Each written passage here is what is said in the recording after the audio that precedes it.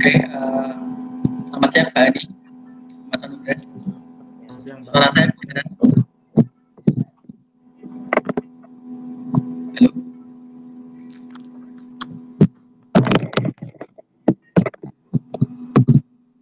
Saya tidak mendengarkan apa-apa.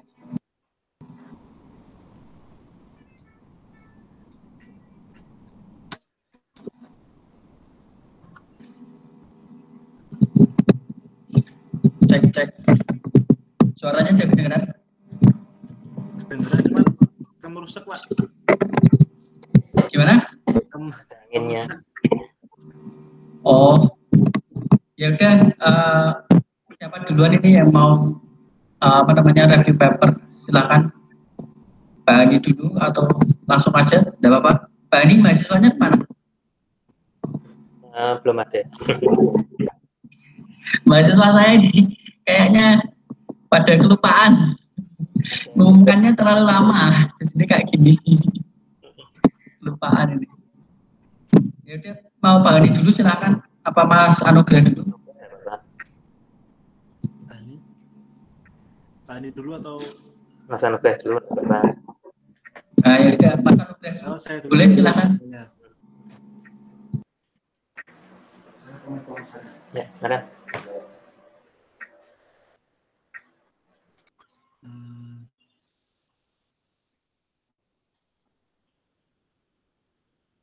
Ini udah kelihatan belum ya Pak? Sudah. Sudah. Menarik buat saya dan pengen saya review, dan mungkin juga nanti juga ada tambahan dari Pak Abbas dan Pak Ani atau teman-teman yang lain kalau udah masuk. Paper ini membahas soal klasifikasi citra kanker payudara menggunakan algoritma ANN. Ininya. Oke, yang pertama. Ini di kliennya dibagi apa? Gimana? Kliennya dibagi dua apa satu-satu yang presentasi dulu nanti baru papernya gimana ya Pak? Ya kayak kemarin aja. Kemarin ikut tak? Kemarin nggak ikut Pak, aku baru pertama ini.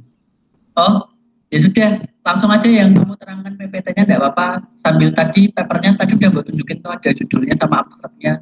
Nah, ini. Itu enggak apa-apa. Silahkan pakai PPT-mu aja enggak apa-apa. Oh ya. Nah, untuk abstraknya membahas soal definisi kanker payudara. Kanker payudara itu merupakan kanker yang kebanyakan berkembang di bagian payudara wanita. Ya mungkin kalau ini konteksnya medis ini kurang spesifik, kurang tepat ya. Tapi karena ini kan tentang kita bahas soal komputernya, algoritma komputernya. Jadi mungkin nggak apa-apa nih. Terus yang kedua, papernya menggambarkan tentang metode klasifikasi otomatis dari citra kanker payudara yang disajikan. Terus klasifikasi yang digunakan dalam paper ini menggunakan backpropagation neural network. Terus selanjutnya, untuk peningkatan performanya menggunakan algoritma radial basis neural network atau RBFN. Nah, untuk bagian introduction-nya, terus terang untuk bagian introduction-nya ini di papernya ini banyakan dari citasi paper lain sih Pak. Jadi aku ngambil yang aku tangkap juga yang dari paper ini cuman segini aja. Yang pertama, secara konvensional tuh teknik secara konvensional kalau pendeteksi kanker itu menggunakan teknik biopsi. Yang mana teknik biopsi itu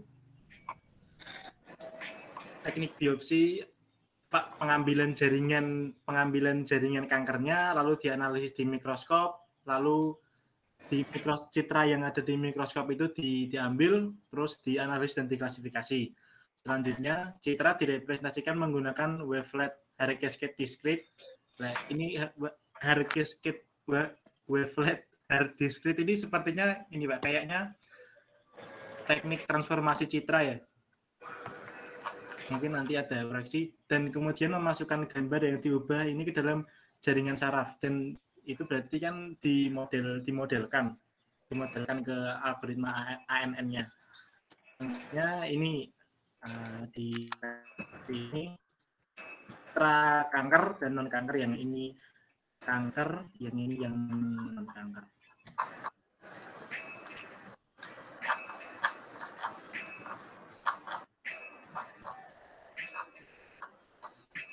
Nah, di bagian metodologi yang pertama, di representasi citra baru dibuat menggunakan discrete hair wavelet untuk training data pada neural network.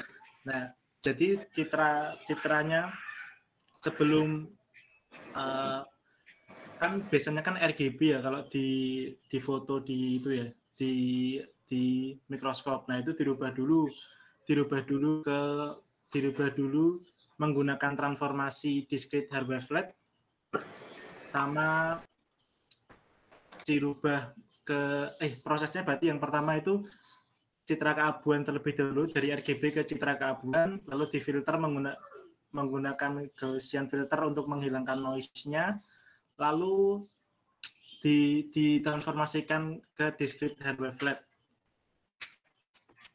Jadi citra yang ditangkap tadi itu dibagi-bagi, apa ya istilahnya, apa ya, kayak dibagi-bagi itu loh Pak, ada yang menggunakan pokoknya seperti ini. Nah, ini citra yang kankernya tadi menggunakan transformasi wavelet hair. Metodologi yang kedua di papernya jaringan neural network. Ini adalah seperti modelnya ya. Pokoknya penggambaran visualnya algoritma ANN kan biasanya seperti ini. Ini ada input layer, hidden layer, dan output layer. Ini mungkin selanjutnya selanjutnya dievaluasi. Di evaluasi yang pertama ini ada deskripsi dataset. Nah, dataset di paper ini menggunakan Near East Universal Hospital yang berjumlah 176 citra yang terdapat citra kanker dan kanker, dan juga terbagi lagi dari data testing dan data training. Citra kanker ada 70 yang di data training, data testing ada 42,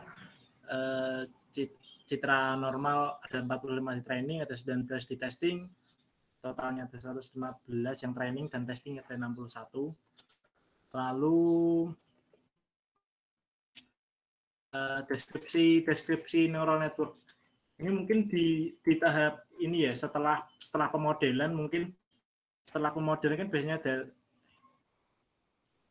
ada kayak number training sampel, lalu hidden neuron, langsung ada epochnya, langsung ada algoritma MSE-nya, mean squared error. Selanjutnya ada hasil. Nah, di hasil ini jumlah citra yang digunakan untuk training dan testing kedua algoritma backpropagation dan neural network sama, tapi hasilnya yang berbeda di dua algoritma ini. Untuk selanjutnya conclusion, kesimpulan. Representasi yang digunakan berdasarkan hasil citra yang sudah ditransformasikan menggunakan hair wavelet discrete akan memberikan konten citra yang lebih baik dan memodelkan wilayah kanker sebelum dimasukkan ke dalam model neural network. Tapi yang tadi sebelum ditransformasikan hair wavelet discrete, dirubah ke citra keabuan. Nah, setelah diuji tadi dengan menggunakan dataset yang sama, performa algoritma RPFN lebih unggul dari algoritma BPPN. Nah, algoritma RPFN itu menghasilkan nilai 70,4%, sedangkan algoritma BPPN tadi 59,0%. Secara matematisnya nggak tahu ya saya, angka 70,4 sama 59,0 ini untuk klasifikasi itu angka yang bagus atau enggak, tapi itu aja sih kalau review per ini dari saya. Mungkin kalau ada kekurangannya bisa dikoreksi dari Pak Eni atau Pak Bas atau teman-teman yang lain. Terima kasih. Baik, terima kasih Mas Anugrah tadi. Review paper itu tahun berapa Mas? Tahun 2017 Pak. Dia 2017 itu pakai itu ya tadi apa namanya? JST ya, pakai ANN. Ya. Jaringan saraf tiruan. Jadi Pak ini dulu mungkin ada yang Maaf Pak, ini suaranya nggak jelas apa ya? maaf, mungkin koneksi saya. Oh iya. Pak. Ya, koneksinya ada gangguan sedikit mungkin. Pak ini ada tanggapan? Belum. Belum ada. Ya terus nanti ini kamu baca paper ini arahnya mau kemana? Kamu tertarik kemana gitu misalnya? Ini sih Pak, rencana sih mau buat skripsinya tuh sebenarnya apa ya? Saya tuh pengen bahas ada game juga pengen. Terus kayak tahu setelah tak pikir-pikir kok kayaknya lebih tertarik ke kayak klasifikasi citra kanker gitu. Nah, untuk yang kedepannya tuh saya nggak tahu ya Pak ya, algoritma klasifikasi yang paling bagus tuh yang mana, saya belum tahu, malah belum kepikiran algoritma klasifikasi yang paling bagus cocok tuh apa. Oke. Jadi sebetulnya kalau mau tetap di game itu masih bisa Mas Anugrah. Kamu pengen klasifikasi gitu, saya kemarin ada mahasiswa itu skripsi itu kebetulan dia itu klasifikasinya juga berbasisnya citra sebetulnya, tetapi citra terrain di game. Jadi dia nyekan terrain di game, habis itu dia nempatkan suatu item yang cocok untuk terrain tersebut, misalnya kayak gitu. Pada dasarnya itu algoritma yang digunakan klasifikasi, dia pakai algoritmanya deep learning. Algoritma apa? Deep learning. Jadi pengembangan dari neural network yang punyamu itu yang tadi kamu review itu ada pengembangannya. Nama pengembangannya adalah deep learning. Coba kamu nanti lihat di video yang kemarin. Yang kemarin itu maksudnya yang review yang sebelum ini yang banyak teman-teman mahasiswa itu tadi. Yeah. Itu kamu coba lihat di sana itu saya ada beberapa paper yang mungkin bisa kamu baca. Namanya paper survei. Jadi paper survei itu suatu paper yang dia itu membahas paper-paper yang lain yang terkait dalam satu topik tertentu. Nah itu ada topik yang deep learning, kemudian deep learning itu intinya ya pengembangan dari algoritma jaringan saraf tiruan yang sekarang sangat mutakhir.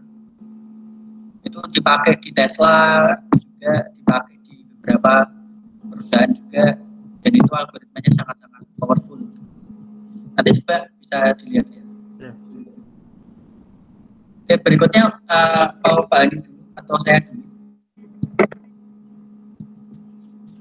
Oke. Untuk sedikit yang punyanya Mas Anugrah tadi ya. Halo, suara saya bisa didengar? Bisa ya. Jadi memang sekarang ada banyak penerapan di bidang kesehatan itu ya, jadi sangat tren juga. Jadi kalau misalkan Mas Anugrah Tri Ramadhan ini mau ambil di bidang medis itu sangat potensial gitu, dan bisa jadi kolaborasi juga sebetulnya dengan kayak biomedis seperti itu. Ya, artinya memang ini bidang yang tidak bisa kamu sendiri gitu ya, intinya kan. Jadi klasifikasinya kan kamu tadi bilang tertarik ke klasifikasi, tapi klasifikasinya kamu lebih tertarik ke yang di bidang apa gitu, soalnya kan banyak gitu ya. Jadi misalnya kalau di sini kan di bidang kesehatan kan ya, jadi kalau di bidang kesehatan di sini ini memang banyak dibutuhkan, tapi ini juga satu sisi peluang yang bagus. Di sisi yang lain itu ada kendala-kendala yang kita itu tidak begitu pahami begitu. Misal dari alat yang digunakan misalkan gitu ya. Jadi hal-hal semacam ini yang bisa kita bisa jadi penghalang gitu ya. Jadi salah beberapa kendalanya begitu. Makanya kalau memang nanti tertarik di sini, saya rasa harus ada kolaborasi soalnya biar maksimal hasilnya. Misalkan ke biomedis gitu ya. Nah, kebetulan kan saya ada ini ya, dosen kita kan ada yang di kapok di biomedis ya, Pak Ripin. Jadi nanti kalau misal kamu memang tertarik ke sini, ke kesehatan, memang serius ya, jadi nanti kita bisa omongkan gitu. Siapa tahu di sana ada yang riset juga, jadi bisa ada namanya kolaborasi, itu bagus. Jadi kamu di sisi medisnya itu nggak sulit gitu loh. Jadi kamu fokus kepada algoritmamu. Gitu. Dan apa yang kamu buat nanti bisa lebih baik, lebih maksimal gitu ya. Soalnya kalau misalkan kamu cuma kadang tuh ya ngambil dari Google gitu. Jadi gambarnya itu ngambilnya dari Google. Terus diklasifikasi itu. Saya kira itu sesuatu yang malah berbahaya menurut saya. Jadi karena kalau gambar dari Google itu kan sudah mengalami banyak edit, kemudian juga kita nggak tahu ini sumbernya dari mana kan gitu ya. Seperti itu. Jadi tapi kalau kamu mau cari sendiri itu memang susah gitu. Masalahnya tuh begitu. Tidak semua rumah sakit masa ya mungkin ya kalau kamu nggak punya kenal di rumah sakit terus kamu minta data-data ini apa foto kanker payudara gitu ya nggak mau biasanya ya kan sulit gitu. Iya, gitu, kadang gitu. Nah, tapi kalau misalkan kamu dari biomedis, nah biomedis kan itu kan ada memang itu bidang mereka kan gitu ya. Jadi artinya kan ada koneksi-koneksi juga di ya, dengan pihak-pihak yang memang punya datanya gitu. Ya, jadi menarik sih Mas Anubir. Jadi ini di kesehatan itu memang baru booming. Dulu pas Steve Jobs mau meninggal kan ngomongnya, nah, ini ya, kalau yang ke depan ini yang potensi itu adalah di kesehatan gitu. Seperti itu. Jadi kalau kamu bisa menggabungkan dua bidang yang memang sekarang booming ya, jadi ada learning ya, sama kesehatan itu ya itu bagus menurut saya ya, seperti itu. Jadi, bidang yang kedepannya itu juga akan dipakai, juga akan berkontribusi bagi orang banyak ya kan, kesehatan kan ya, seperti itu. Bagus sih, jadi nah, kalau memang kamu ingin fokus ke situ, itu bisa bagus. Untuk metodenya sendiri itu banyak ya, seperti yang dikatakan Pak Abbas tadi, bisa pakai deep learning, dan memang biasanya yang sekarang sedang dicobakan itu di situ gitu ya. Jadi memang yang populer itu di situ. Mungkin kamu bisa arah sana ya, karena gini, kanker itu tidak mudah untuk dideteksi. Itu tidak mudah untuk dideteksi. Dan ini kan memang kita berdasarkan citra ya, tapi kalau dia masih berupa kayak benjolan kecil dan sebagainya itu memang susah gitu. Jadi mungkin kita mikirnya ya pokoknya ada benjolan itu kanker gitu misalnya gitu, mikirnya kan gitu ya. Tapi itu tidak sesimpel itu ternyata gitu. Ya tapi ada banyak parameternya gitu. Nah, banyak parameter ini kalau misalkan hanya di NN saja memang itu tidak begitu disarankan kan gitu ya, karena banyak parameternya itu. Makanya pada pakai deep learning itu sekarang banyak yang menggunakan itu. Gitu. Ya kira-kira itu ya. Jadi peluangnya bagus ya. Ya artinya kalau bisa fokus ke situ bagus sih menurut saya ya. Menurut Mas Anugrah gitu sih. Itu komentar dari saya. Terima kasih. Terima kasih, Pak. Baik, itu tadi Mas Anugrah. Jadi Mas Anugrah, terima kasih sudah memaparkan reviewnya. Berikutnya mungkin Pak Ani mungkin tadi itu. Kalau saya sih ini ya yang berkaitan dengan riset yang sedang saya buat sekarang ya. Jadi saya sedikit cerita saja lah ya. Jadi mungkin review. Jadi tujuan dari review di sini kan kita tahu ya apa yang bisa dikerjakan oleh penelitian-penelitian yang terkait itu seperti apa. Jadi sebelah saya coba akan buka. Oh, berarti ini nggak apa-apa Pak Andi, kalau ini kan nanti di share di YouTube, kalau misalnya Pak Andi mau itu nggak apa-apa. Nggak apa-apa. Soalnya kan ini nanti di-share di YouTube. Iya, memang justru saya ingin menyebarkan penelitian saya. Oh iya. Sudah boleh Pak ini dulu kalau misalnya nanti Iya. ya. Silakan Pak Edi.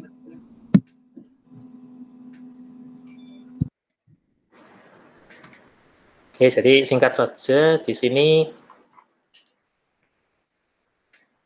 Nah, jadi ini sebenarnya menjadi dasar dari riset saya beberapa tahun ini ya. Jadi roadmap yang saya buat. Jadi di sini bidang saya adalah di desain game ya, ini ya. Terutama saya ingin itu membuat sebuah framework ketika kita itu buat series game itu gimana gitu. Misalkan ada guru atau ini ya seorang ini kan memang fokusnya nanti lebih ke kalau kita bayangkan ya gampang ini guru gitu aja ya, misalkan guru itu mau buat game untuk pendidikan itu apa yang harus dipersiapkan gitu. Nah, itu roadmap penelitian saya itu berkaitan dengan itu. Jadi menyediakan panduan template ya untuk memudahkan series game itu dibuat. Nah, tentunya kita membutuhkan sebuah dasar ya. Jadi gimana ini? Dasarnya itu seperti apa? Jadi misalkan kita mau buat game. Nah, gamenya gimana? Apakah gamenya itu dikasih musuh gini? Biasanya yang terjadi kan sembarang ya. Pokoknya gamenya ada karakter jalan terus ada musuh, kemudian musuhnya mati terus muncul itemnya atau ada koinnya yang harus dikumpulkan. Biasanya seperti itu. Tapi konsepnya itu belum jelas gitu. Nah, setelah itu saya baca-baca tentang bagaimana ini ya inovasi di pendidikan. Jadi sebetulnya ini di bidang saya juga lintas ini ya, lintas bidang sebetulnya ya. Jadi ini ke teknologi pendidikan ya. Jadi di sini. Nah, di jurnal ini ada satu paper ya di sini yang menjadi dasar ya apa yang saya kerjakan saat ini itu adalah di sini ini orang Malaysia ya yang buat di situ. Sayangnya dia tidak melanjutkan lagi ya. Nggak tahu kalau saya nggak ini ya. Tapi ini dibuat terakhir kali tahun 2011 di sini ya, tahun 2011. Jadi sudah cukup lama ini, sudah hampir 10 tahun, tapi belum ada update yang berarti. Nah, saya kira itu sayang ya, karena ini satu konsep yang bisa digunakan ketika kita desain sebuah game yang bukan hanya sekedar hiburan, series game gitu ya. Ini bisa digunakan sebagai panduan di sini. Nah, intinya begini, jadi kita coba buka di sini. Nah, jadi ini model risetnya adalah action ya. Jadi nanti ada grup-grup yang dites gitu ya. Jadi kelompok-kelompok yang dites, siswa yang dites begitu, terus diinvestigasi dengan beberapa parameter begitu ya. Jadi di sini yaitu menyediakan sebuah konsep yang namanya positive learning. Sebetulnya ini istilah original yang mereka ciptakan sebetulnya ya. Jadi menarik karena ini istilah ini tuh sebetulnya ini yang pertama gitu ya. Jadi mereka yang memberikan istilah pertama kali ini dari jurnal ini, dari ini ya. Bahasanya gimana dia? Sulit sekali. Gileng apa nih ya. Jadi ini orang Malaysia. Jadi mereka yang menyediakan istilah ini. Jadi di sini mereka memberikan usul dan mencobanya ya, bereksperimen dengan action research ini. Mereka memberikan usul sebuah konsep namanya positive learning untuk pendidikan gitu. Ya, pendidikan. Dan di sini kebetulan sekali yang digunakan sebagai tools adalah game ya di situ. Nah, di sini terdiri dari tiga fase ya, yang semuanya intinya saya coba ringkas saja. Jadi ketiga fase ini bertujuan mengukur ya, jadi mengukur seberapa pengaruh appreciative learning ini terhadap proses pembelajaran, begitu ya, proses pembelajaran.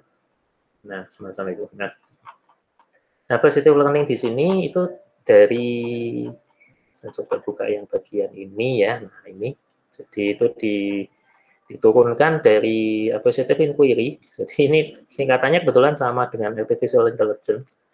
Tapi kalau di ini biasanya dibedakan dengan I-nya kecil. Misalnya ini I-nya masih besar ya. Jadi kalau yang di sekarang itu I-nya dibuat kecil supaya tidak sama dengan AI yang kita kenal ya, artificial intelligence.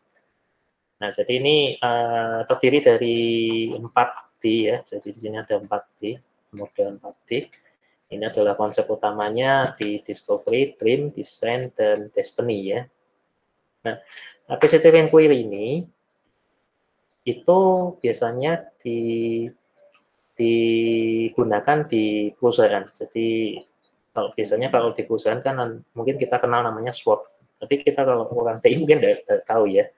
Tapi kalau di ilmu sosial itu ada namanya SWOT ya. Jadi ada strength, weakness, dan opportunity sama threat kalau nggak salah ya, ancaman ya di situ. Nah, kalau di sini karena itu berbasis masalah ya. Jadi ada sebuah masalah gitu ya, ada sebuah masalah. Kemudian dari masalah itu kita identifikasi masalahnya apa, kemudian setelah itu dicarikan solusinya gitu. Nah, tapi kalau ini berbeda gitu, jadi pendekatannya sedikit berbeda. Jadi di sini perbedaannya adalah bukan mencari masalahnya, tapi mencari hal-hal yang menjadi kelebihan. Gitu. Dan itu cocok sekali dengan konsep dari game ya. Jadi ketika game kita lihat sesuatu yang positif ya, kemudian kita berangkat dari sesuatu yang positif itu, gitu ya, seperti itu. Itu kira-kira bentuknya seperti itu. Nah, discovery ya, itu discovery itu artinya di sini itu nemukan tadi ya, hal-hal yang positif itu tadi nemukan, terus dream itu ketika sudah ditemukan, terus mulai istilahnya begini, saya menemukan sesuatu nih, misalkan item A nih, misalkan sebuah pedang atau sebuah item atau obat atau apa-apa gitu ya. Nah, dari obat ini saya bisa buat apa gitu. Saya bisa gunakan untuk apa gitu. Jadi dream itu seperti kayak visi gitu ya, kayak penentuan sebuah misi di dalam game tersebut gitu.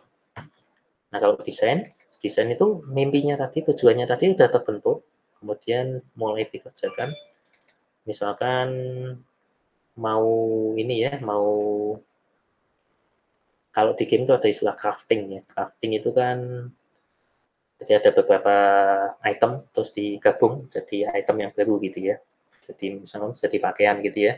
Jadi kita punya item benang, kemudian kita gabung dengan misalnya ada kancing di situ atau batu permata terus nanti jadi pakaian gitu. Nah, itu tahap di situ ini itu desain ya di situ. Kemudian ada destiny itu pemberian reward ya. Jadi ketika ini sudah dilewati, maka apa yang terjadi di situ? Hasilnya apa?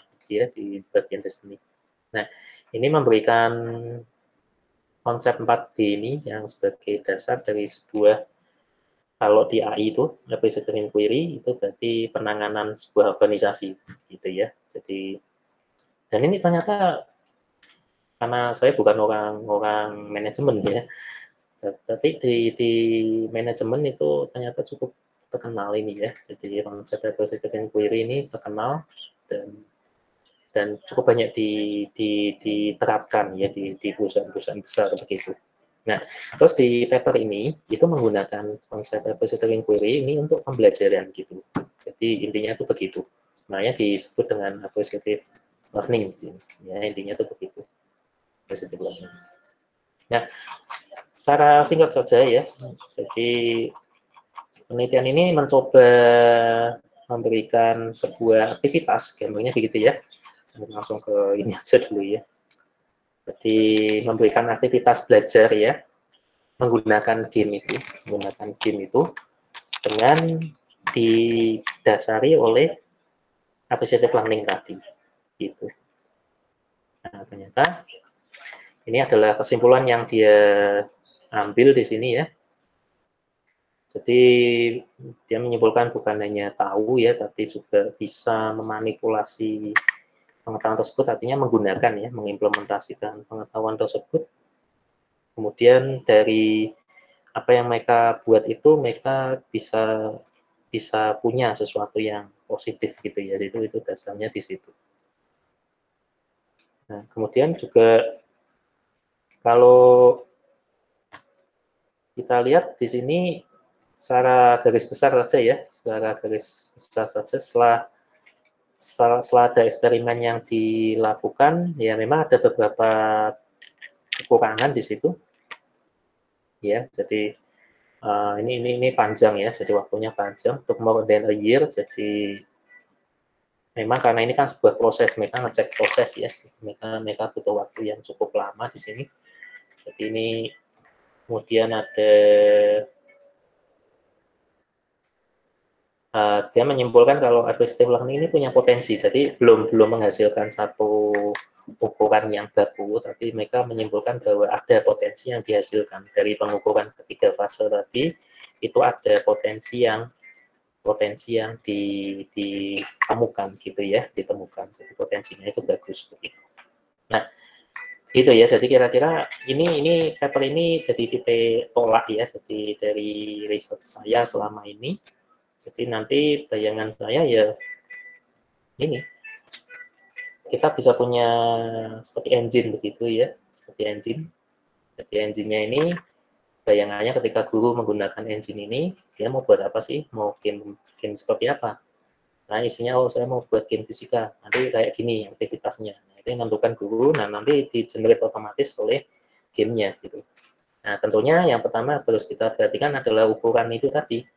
Ukuran dari otomatisnya itu kan gini, misalkan otomatis, tapi otomatis itu otomatis yang seperti apa? Perilakunya harus seperti apa? Dan itu harus kita perhatikan gitu. Jadi misalnya ya otomatis, misalnya pintu otomatis, ya kan, misalnya pintu otomatis. Pintu otomatis itu kan apa sih ukuran yang diterapkan dalam pintu otomatis itu apa? Berarti kan dia itu bisa membukakan pintu gitu ya. Jadi kalau ada orang masuk, apa dia bisa membukakan pintu secara otomatis. Itu mempermudah begitu. Ya. Jadi ada juga ini standarnya, intinya tuh begitu. Bukanya sampai seberapa, kemudian nutupnya juga nggak harus nutup langsung gitu ya. Jadi kalau kita lihat kalau pintu otomatis itu kan juga nutupnya kan pelan ya. Jadi nggak mungkin kenceng sekali kan. Karena itu kan memang ada standarnya gitu ya. Ada standar dari kecepatannya itu ada gitu. Jadi nggak sembarangan kita buat pintu otomatis itu kita buat terus pokoknya buka, ada orang buka, kalau tidak ada orang nutup. Itu tidak hanya seperti itu gitu. Tapi ada juga ada standarnya yang harus dipenuhi. Jadi kecepatannya berapa, tingginya berapa, sensornya harus seperti apa, itu harus ada yang dipenuhi seperti itu standarnya. Nah, kalau yang terjadi di series game saat ini itu adalah yang seperti itu tadi, pokoknya jadi game gitu.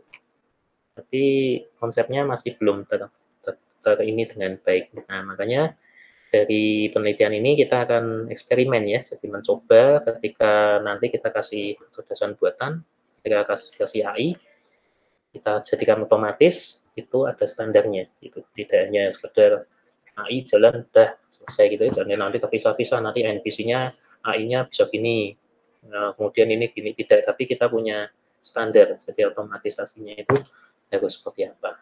Nah, itu kira-kira yang sharing saya ya tentang apa yang riset yang roadmap riset yang kami kerjakan saat ini, dan kira-kira itu titik tolak papernya tadi yang saya review yang menjadi dasar dari roadmap dari riset saya. Terima kasih, itu yang bisa saya sampaikan. Oke, terima kasih Pak Adi. Teman-teman, Mas Anugrah atau Mas Fakih, ini Mas Fakih baru gabung, katanya pengen tahu aktivitasnya kayak gimana. Langsung gabung aja, nonton aja tidak apa-apa. Jadi boleh menanggapi, silakan Mas Fakih atau Mas Anugrah dari paparan Pak Adi. Silakan.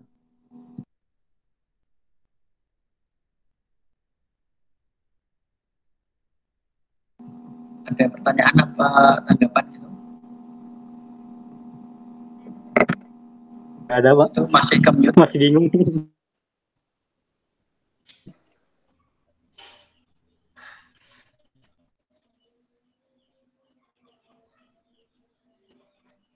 Silakan. Nggak ada? Ya kalau nggak ada saya menanggapi aja ya. Pak Adi itu sudah sampai mana sekarang penelitiannya Pak Adi? Itu baru mencoba ini mencoba menggabungkan antara game design sama ini. Jadi kan game design sama AI-nya, positive learning-nya tadi, karena kan sebenarnya berbeda ya. Jadi misalkan gini, kalau ada aktivitas mencari item, nah itu masuknya kemana gitu. Apakah itu ke discovery atau ke design, ke dream, nah itu yang baru kami coba itu di situ. Gitu. Untuk AI-nya sendiri masih belum ya, karena kita kan belum ketemu standarnya ya. Jadi AI-nya sih masih AI yang sederhana aja untuk sedikit, hanya untuk aktivitasnya biar nggak monoton aja. Jadi sampai di situ gitu. Jadi untuk singkatnya kita sudah mencoba untuk menggabungkan antara desain gamenya dan applicative learning-nya. Dalam arti desain game yang lebih praktis ya. Misal ada item, ada desain karakternya, kemudian areanya seperti apa, desain levelnya seperti itu. Nah itu kita coba gabungkan, ini tuh masuk mana, kita klasifikasikan begitu. Itu yang sudah sampai saat ini begitu. Yang AI tadi maksudnya adalah kecerdasan buatan ya Pak, artificial intelligence. Ultimate-nya kita pakai AI-nya untuk bisa otomatis sesuai dengan tahapan acquisitive learning-nya itu seperti apa. Itu belum. Baik, terima kasih Pak. Ini berarti ini tinggal saya ini kayaknya. Teman-teman yang lain tadi beberapa izin karena ada urusan keluarga sama itu ya. Biasanya kita hari Kamis Pak ini, jadi mungkin ada yang kuliah juga. Oh, ya, mungkin. Nah, ini saya pengen review paper sedikit ya yang pernah saya baca.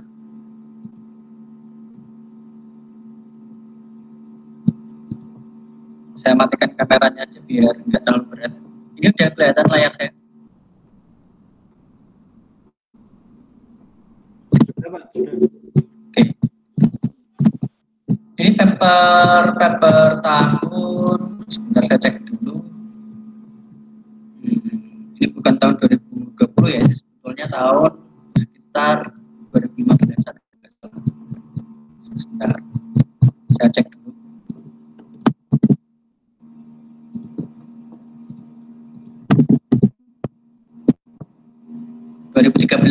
Nah, paper ini merupakan paper yang sangat-sangat populer dan luar biasa karena dia itu dirujuk sampai 6.115 kali sampai sekarang. Jadi ini paper yang luar biasa sekali, di mana paper ini itu sebetulnya membicarakan tentang suatu cara yang baru atau metode yang baru atau algoritma baru untuk pendekatan algoritma reinforcement learning. Jadi kalau teman-teman baru belajar atau baru tahu machine learning atau mesin yang dia itu bisa belajar tanpa secara eksplisit program, itu disebut dengan machine learning. Itu terdiri dari 4 ya, biasanya 4 jenis ya. Yang pertama itu supervised learning, yang kedua itu unsupervised learning, yang ketiga itu reinforcement learning, yang keempat itu adalah gabungan dari supervised sama unsupervised, namanya semi supervised learning. Biasanya kalau supervised learning digunakan untuk klasifikasi atau prediksi. Terus habis itu unsupervised learning itu biasanya digunakan untuk mengelompokkan atau clustering atau mereduksi dimensi data. Kalau datanya banyak itu direduksi, dipilih-pilih datanya yang sekiranya itu berguna. Kemudian reinforcement learning ini sedikit berbeda. Jadi dia adalah model pembelajaran yang dimana itu model pembelajarannya tadi itu dia itu berbasis pada reward atau punishment. Jadi ketika proses algoritma tadi belajar, ketika dia menemukan sesuatu yang benar, maka akan diberi reward. Kalau salah, maka akan diberi punishment atau pengurangan nilai pada rewardnya. Kemudian yang terakhir itu tadi adalah semi supervised learning. Jadi kalau semi supervised biasanya digunakan untuk data-data yang belum ada istilahnya labelnya. Jadi kalau klasifikasi itu kan syaratnya data itu harus punya label. Sebelum diajari kita kasih tahu dulu satu baris data tadi itu dia punya label apa, misalnya kayak yang tadi yang pertama tadi Mas Anu ya, Mas Anugrah itu dia menggunakan data kanker payudara ya. Jadi data kanker payudara itu kalau mau diklasifikasikan datanya sebelum dilatih atau di training tadi dengan jaringan saraf Derwan itu biasanya diberi label dulu. Oh, gambar ini itu dia adalah tumor ganas. Oh, gambar ini zina. Oh, gambar ini itu bukan apa-apa. Misalnya seperti itu. Itu label. Nah, sedangkan di semi supervised learning beberapa data yang akan digunakan untuk dilatih tadi itu tidak memiliki label, sehingga dia harus dilabeli dulu pakai algoritma unsupervised learning, baru setelah itu diklasifikasikan itu menggunakan algoritma supervised learning kayak gitu. Nah, kembali ke pembahasan paper yang akan ingin saya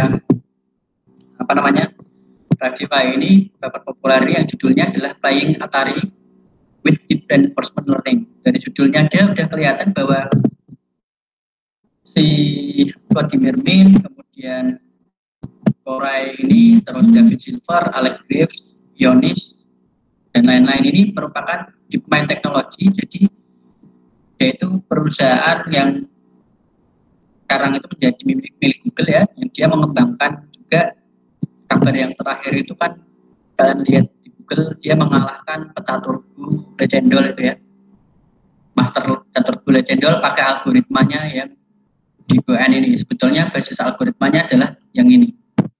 Nah, di sini mereka itu menciptakan suatu algoritma di mana dia itu bisa bermain beberapa game Atari, nggak cuma satu ini.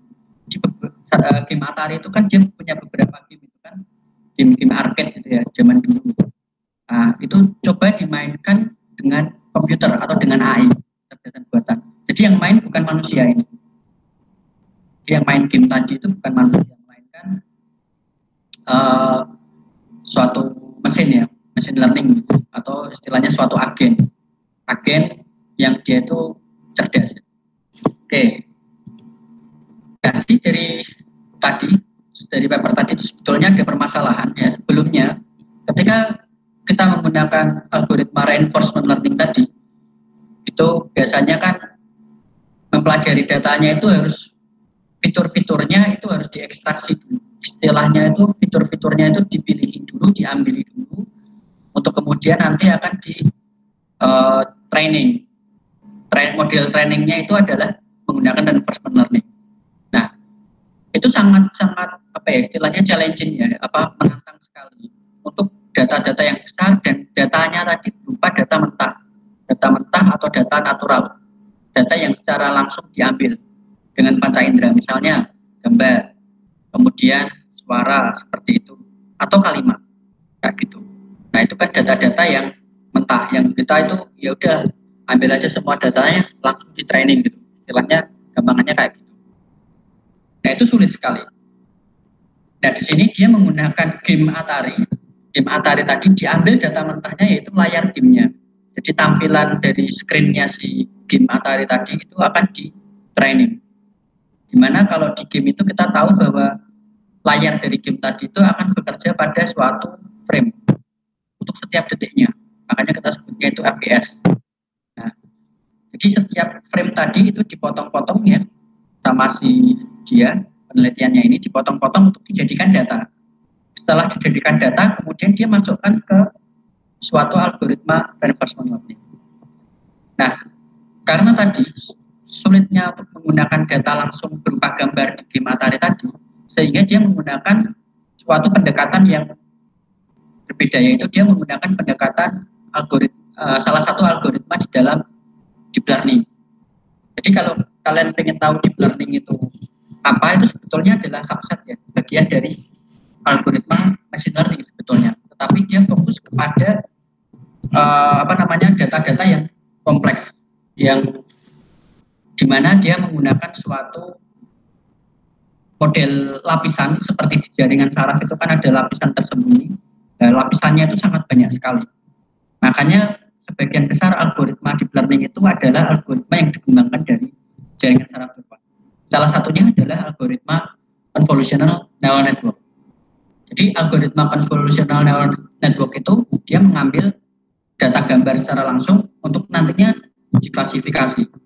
Misal kalau misalnya kita pengen tahu dia itu laki-laki atau perempuan, ya sudah ambil saja dari gambarnya secara langsung seperti itu. Nah, ini yang coba dikembangkan. Dia menggunakan algoritma convolutional neural network tadi itu di dalam algoritma reinforcement learning. Lebih spesifiknya itu nama algoritma reinforcement learning-nya yang digunakan itu adalah Q learning. Q learning. Q itu artinya quality. Jadi kalau kita mau membuat atau mentraining yang reinforcement learning biasa, itu biasanya ada suatu tabel kualitas atau singkat Q. Nah, tabelnya tadi itu adalah tabel representasi dari apa aksi yang dilakukan, kemudian rewardnya berapa, kemudian konsekuensinya seperti apa. Nah, itu dibentuk dalam satu tabel Q. Nah, di sini tabel Q tadi itu nanti mau diganti sama dia dengan suatu jaringan cara convolution neural network. Nah, ini potongan algoritmanya. Kalau teman-teman yang masih belum familiar dengan algoritma pada umumnya ya, apalagi neural network aja belum, udah langsung ke reinforcement learning, itu mungkin sulit ya. Jadi nanti kalian bisa baca-baca sendiri aja untuk melihat detailnya. Karena kalau saya ceritakan pun itu mungkin perlu ada beberapa hal yang harus disampaikan gitu. Jadi kalau misalnya kalian ingin belajar sampai ke sini, biasanya kalian belajar dulu jaringan saraf itu, neuron biasa, neuron itu jaringannya McCulloch dan Pitch. Nama penemunya ini paper tahun 50-an. Kemudian kalian nanti belajar yang namanya perceptron, lalu kalian belajar algoritma feed forward untuk training, terus multi-layer perceptron, kemudian belajar maksudnya ini kalian mahasiswa Mbak ini mungkin sudah belajar ya, saya lupa kalau di sini ada Mbak ini, mohon maaf Mbak ini. Kemudian ada backpropagation, ini saya nggak matikan. Oke, saya lanjutkan. Kemudian setelah backpropagation itu baru kalian bisa masuk ke deep learning, misalnya CNN yang fokusnya ke data image. Kalau kalian tertarik ke data suara, kalian nanti bisa ke deep learning fokusnya ke RNN atau LSTM, long short term memory nama algoritmanya. RNN itu recurrent neural network. Nah, setelah itu baru kalian mungkin ke reinforcement learning. Reinforcement learning ini bisa dipelajari terpisah ya sebetulnya. Kalian belajar dulu dari deep learning algoritmanya. Nah, baru setelah itu DGN.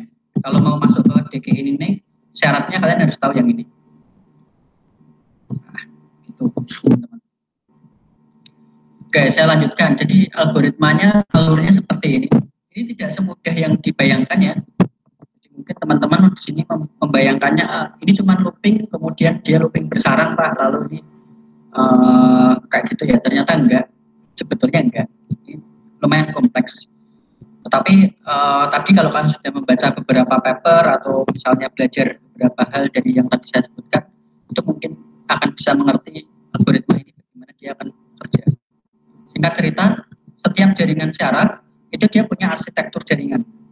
Nah, jaringan itu kan bisa diibaratkan dia itu kan terhubung dengan garis-garis. Kalau kita gambarkan seperti graf itu kan dia bentuknya adalah bunder-bunder node ya, lingkaran-lingkaran, kemudian lingkaran-lingkaran satu dengan yang lain tadi itu saling terhubung.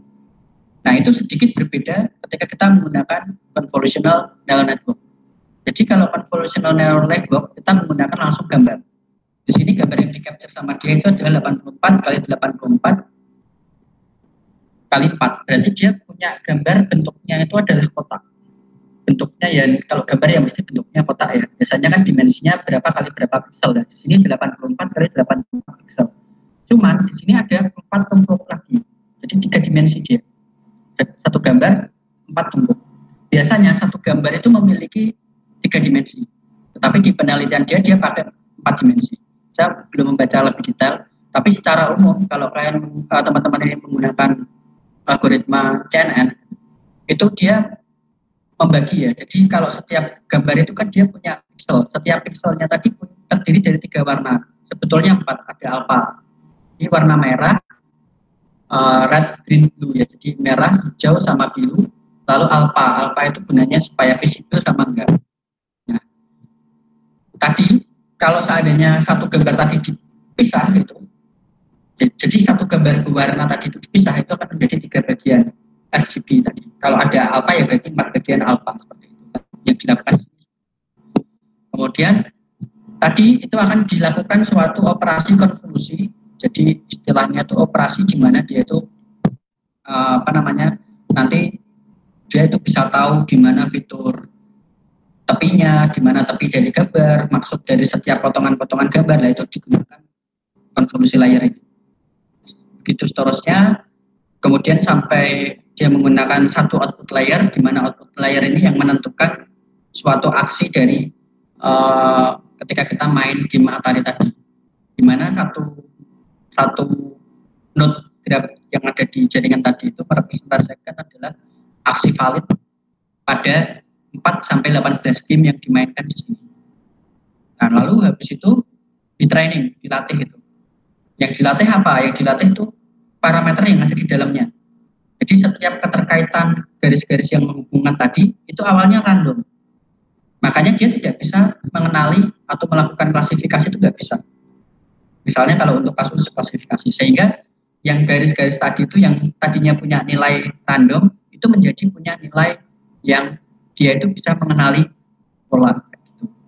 Nah, di training dengan algoritma ada sendiri, algoritmanya namanya RMS-Prop, root mean square propagation. Prop-nya itu propagation atau apa ya, saya lupa.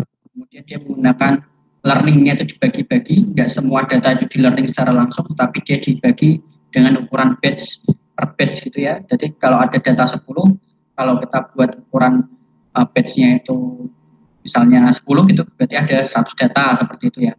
100 kumpulan data itu, yang isinya masing-masing 10. Kemudian Grady Epsilon ini dia menentukan bahwa bagaimana reward-nya tadi akan bekerja gitu. Replay memory itu artinya berapa banyak frame yang akan dia pertimbangkan untuk istilahnya reward yang future reward itu reward yang mendatang yang mungkin akan dapat dipengaruhi oleh beberapa memori yang tersimpan itu, atau istilahnya itu dia menyimpan beberapa gambar tapi yang bentuk memorinya mungkin ya gambar ya, frame ya, jadi disimpan dulu barangkali seperti itu, yang dimana tadi bisa jadi memuat data-data yang tertentu. Kalau replay memory ini ada pembahasannya sendiri, kalau diterangkan itu bisa lama juga. Nah ini langsung ke hasilnya ya. Jadi hasilnya seperti ini, dia membandingkan apa yang dibuat di paper ini, algoritmanya namanya DQN, Deep Neural Network. Kemudian di sini ada 2 algoritma ini yang mungkin Deep Neural Network yang ini yang terbaik yang dia miliki.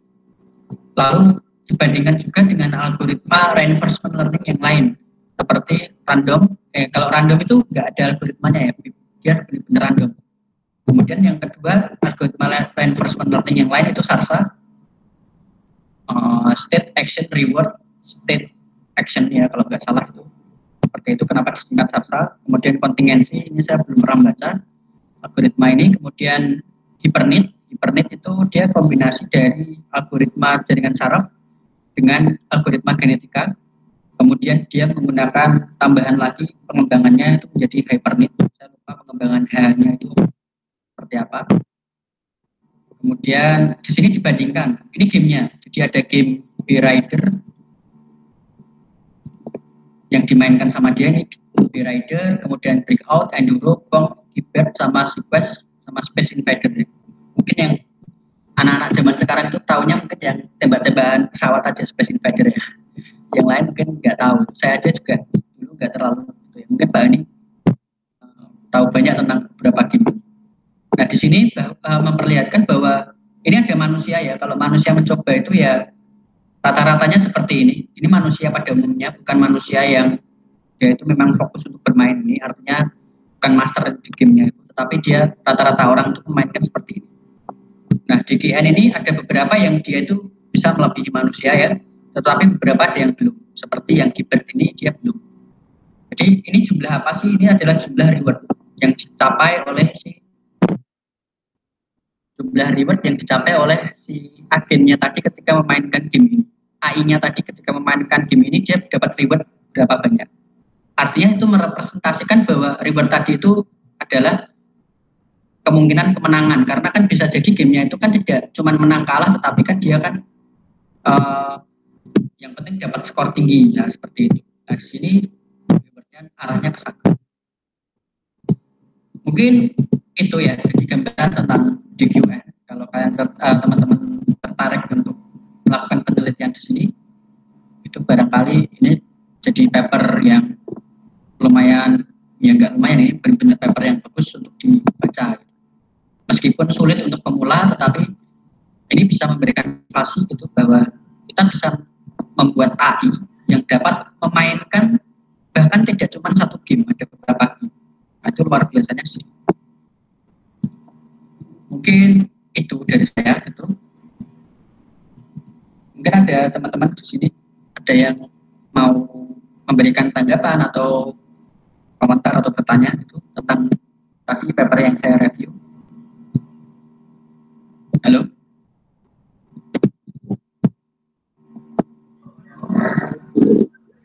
Saya mau tanya, Pak. Ya. Kalau misalnya buat modelnya deep learning, itu gimana ya, Pak ya? Mau misalnya tentang game Atari, itu buat modelnya gimana ya, Pak? Buat model algoritmanya deep learning itu maksudnya? Iya. Nah, membuat model algoritma ya. Jadi model itu yang dimaksud itu adalah kalau kaitannya dengan deep learning itu, yang kamu maksud itu adalah model algoritma berarti. Artinya kamu membuat suatu arsitektur dulu dari algoritma tersebut, kemudian kamu lakukan training. Nah, setelah kamu lakukan training, dia akan menyimpan suatu pengetahuan. Ya, pengetahuan yang disimpan tadi kemudian nanti dapat digunakan kembali. Nah, pengetahuan dari satu model algoritma tadi, kenapa kok disebut model algoritma? Ya karena tadi dia menyimpan parameter-parameter yang digunakan untuk istilahnya hasil dari trainingnya itu, bentuknya model kayak gitu. Nah, kalau Mas Anugrah pengen belajar sampai ke sana, kan tadi juga baca paper tentang jaringan saraf. Kalau memang pengen tertarik ke deep learning, bisa mulai dari machine learning atau bisa mulai dari yang tadi saya share. Yang pertama, Mas Anugrah itu bisa baca-baca tentang neuron dulu. Neuron dalam representasi komputasi ya. Iya. Bukan neuron yang benar-benar biologi, karena sampai sekarang pun neuron yang biologi itu juga masih dipelajari. Jadi yang dimodelkan matematis sekarang, neuron yang zaman sekarang kita gunakan itu tidak bisa benar-benar merepresentasikan struktur biologisnya. Sayangnya seperti itu. Tapi itu sudah sangat powerful untuk melakukan klasifikasi dan lain-lain. Makanya dikembangkan jadi deep learning itu. Jadi belajarnya dari neuron, lalu perseptron, kemudian algoritma untuk melakukan misalnya pelatihan sederhana ya, itu feed forward dari perseptron tadi. Kemudian setelah itu multi layer perseptron dengan banyak layer, karena perseptron itu dia hanya memiliki lapisan input yang menerima input data, kemudian lapisan output yang merepresentasikan apa yang ingin kamu capai. Kalau klasifikasinya itu cuma iya tidak, berarti ada satu node yang dia itu menentukan iya tidak. Tapi kalau tidak cuma iya tidak, misalnya ada beberapa pilihan, itu mungkin beberapa node. Tetapi dalam satu lapisan. Nah, kayak gitu. Tapi ada dua lapisan toh kalau perseptron. Nah, kalau multi layer perseptron, dia punya lapisan di tengah, yaitu hidden layer namanya. Lapisan tersembunyi. Gunanya buat apa lah, itu nanti kamu bisa baca-baca. Ternyata dia itu menangkap suatu representasi tersembunyi. Kalau sekedar kita menggunakan perseptron itu nggak bisa. Contoh sederhananya, Contoh sederhananya misalnya apa namanya operasi untuk biner lah, operasi biner yang XOR atau eksklusif AND, eksklusif OR itu dia nggak bisa kalau pakai perseptron. Misalnya pakai multi-layer perseptron. Dan nanti di training itu, trainingnya algoritmanya sampai sekarang masih digunakan Mas Anugrah. Jadi itu algoritma tahun 80-an, 86 atau 84 saya lupa. Itu namanya backpropagation. Nah jadi backpropagation tadi itu kemudian kamu pelajari. Setelah kamu mempelajari backpropagation, baru kamu bisa masuk ke deep learning. Contohnya yang CNN. Kemudian kamu bisa belajar secara terpisah. Kalau misalnya kamu bosan baca yang jaringan saraf, kamu bisa belajar yang reinforcement learning ke algoritma Q-learning misalnya. Nah, baru nanti kalau kamu tertarik di reinforcement learning ini, kamu bawa DQN.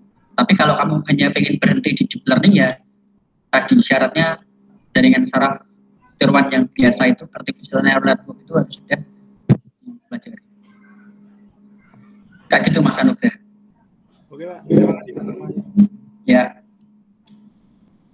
Ada lagi dari Bani atau Mas Fakih? Halo?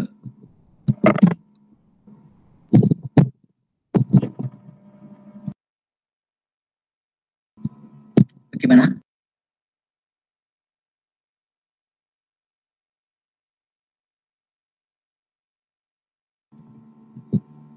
Nah, ini kan kebetulan kalau tidak ada ya sudah gitu. Mungkin hanya begini saja. Ini Mas Fakih sedang berusaha online, apakah dia ingin bertanya? Soalnya katanya posisinya juga. Oh iya gimana? Kan mau begitu aja. Ya, oh sudah. Ya, siap. Baik, kalau nggak ada, mungkin gitu aja ya Pak Haji, Mas Anugrah, Mas Fakih itu. Oke. Di lain waktu kita bisa membicarakan yang lain, paper-paper yang lain. Hari ini kita akan sudah punya 3 paper ya. Nah ini kan bisa jadi tambahan ilmu buat kita bersama. Daripada saya sendiri baca yang tadi punya Pak ini sama saya sendiri yang baca punyanya Mas Anugrah, itu kan pasti butuh waktu juga. Makanya kalau ada review paper kayak gini, kita bisa dapat banyak pengetahuan. Nanti pengetahuannya itu bisa kita gunakan untuk riset mestinya atau untuk yang lain. Skripsi tugas saya dan yang lainnya. Itu aja mungkin yang bisa saya sampaikan. Kalau itu saya akhiri saja, kurang lebihnya saya minta maaf. Itu kita ketemu di lain kesempatan. Assalamualaikum warahmatullahi wabarakatuh. Selamat sore. Selamat sore. Selamat sore.